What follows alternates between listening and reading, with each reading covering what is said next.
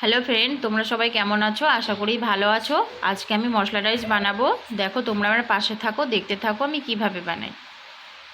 এখানে আমি হাঁড়িতে জল দিয়ে নিয়েছি, জলটা গরম হয়ে গেছে। এদিকে আমি বাসমতি চাল ভিজিয়ে রেখেছিলাম, সে বাসমতি চালটা ধুয়ে আমি জলের মধ্যে দিয়ে দিচ্ছি। ভাতটা করে নেব।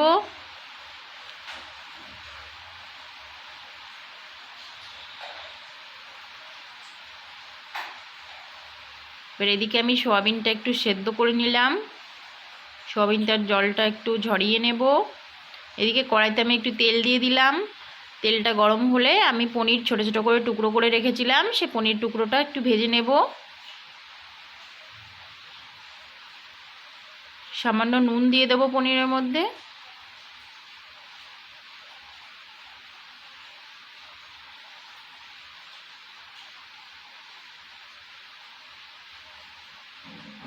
এবার ভালো করে ভেজে নেব পনিরটা। পনিরটা ভাজা হয়ে গেছে, আমি এবার তুলে নিচ্ছি।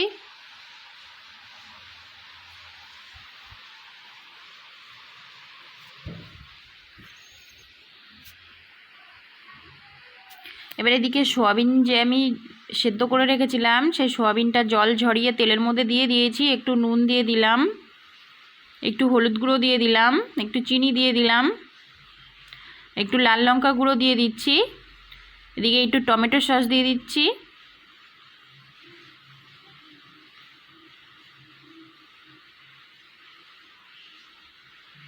ভালো করে এবার সোয়াবিনটা ভালো করে নেড়ে চেড়ে নেব।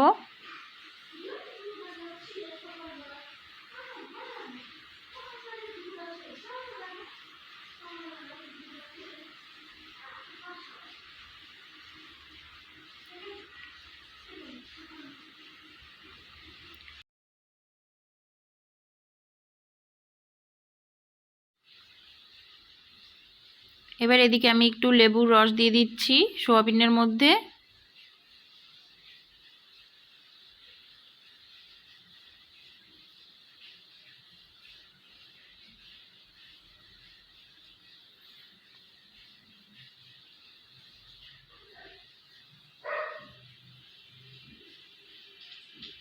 লেবুর রসটা দিয়ে দিলাম। এবার এর মধ্যে একটু টক দই দিয়ে দিলাম, দিয়ে ভালো করে নেড়ে চেড়ে নেব।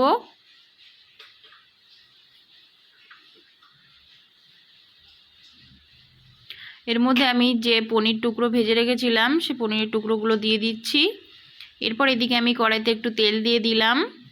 তেলের মধ্যে একটু সাদা সর্ষে ফোড়ন দিয়ে দেব। সাদা সর্ষেটা একটু ভাজা হয়ে গেলে তার মধ্যে আমি ভাতটা দিয়ে দিলাম।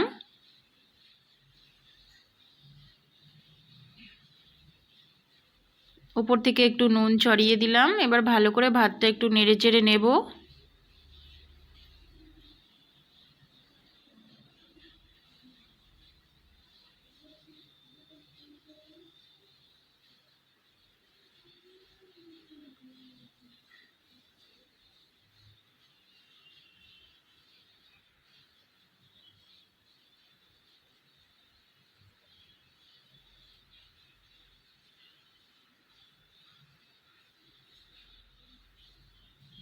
এবার ওপর থেকে একটু চাট মশলা ছড়িয়ে দিলাম।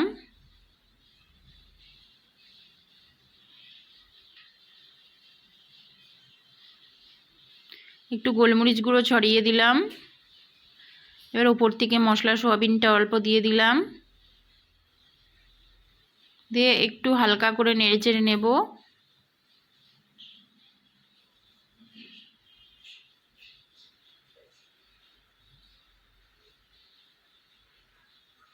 ব্যাস হয়ে গেছে রেডি মশলা রাইস।